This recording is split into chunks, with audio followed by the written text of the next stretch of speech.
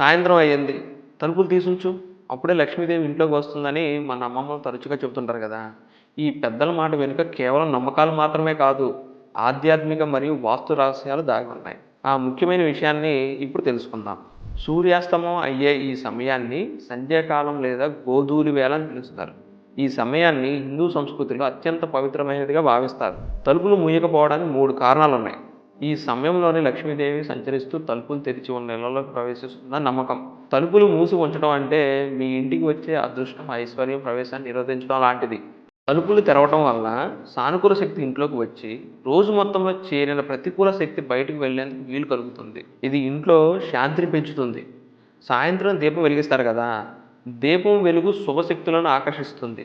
దీపారాధన చేసిన వెంటనే తలుపులు మూయకుండా కొంత సమయం పాటు ఆ వెలుగుని ఇంట్లోకి అనుమతించాలి. సాయంత్రం తలుపులు తెరిచి ఉంచడం అనేది సానుకూల శక్తిని ఆహ్వానించే ఒక ప్రక్రియ.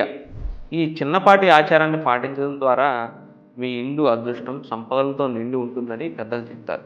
ఈ ముఖ్యమైన విషయాన్ని అందరికీ తప్పకుండా షేర్ చేయండి. అలానే వీడియోని లైక్ కొట్టి మరి మీరేమనుకుంటున్నారో కామెంట్ రూపంలో చెప్పండి. ఛానల్ సబ్స్క్రైబ్ చేసుకోవడం మర్చిపోవద్దు.